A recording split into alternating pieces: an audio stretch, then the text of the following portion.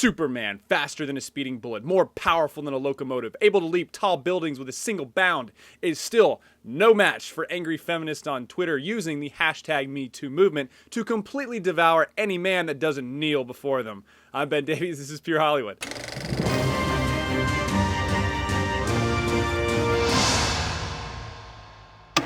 Cavill was enjoying being on top of the world, the leading man in a huge franchise, a respected persona, and traveling the world. Everything was going great until Clark Kent decided to go visit the land down under and give an interview that sent Twitter mobs in a frenzy. The GQ interview with Superman said, quote, Cavill was asked what he learned from the hashtag #MeToo movement we're in. I know there have been situations with people I've worked with being perhaps over-familiar with some of the actresses, but I've always walked up to them and said, hey, are you alright? That's creepy. He went on to say, but it's such a delicate and careful thing to say because there's flirting which, for example, in a social environment is in context and is acceptable. And that has been done to me as well in return. There's something wonderful about a man chasing a woman. There's a traditional approach to that, which is nice. I think a woman should be wooed and chased, and maybe I'm old-fashioned for thinking that. That sounds about right since Cavill was brought up in a pretty traditional environment. He's been an ambassador for the Royal Marines charity since 2014, and members of his family have served or are serving in the military currently. Which is probably where the Man of Steel got some of his training for the new Mission Impossible Fallout movie, which is going to be awesome. But anyway, no training or superhuman gifts are any match for the kryptonite-like outrage of people on Twitter who have no idea what they're talking about. And his response was unacceptable. Yeah, maybe on Krypton, being decent and respectful to a woman you have interest in,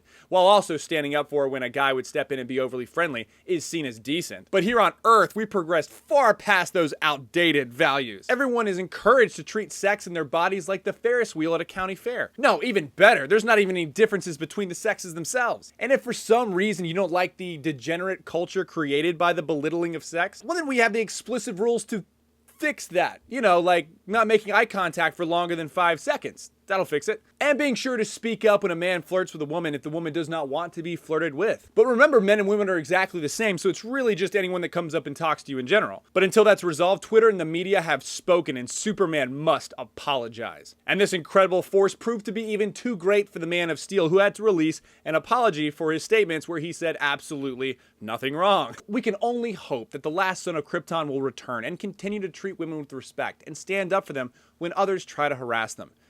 You know, be a good guy, just like he said he was. I'm Ben Davies, this is Pure Hollywood. If you haven't done it already, you can now download the Rebel Media app. That way you have access to the entire Rebel lineup and can take it with you wherever you go.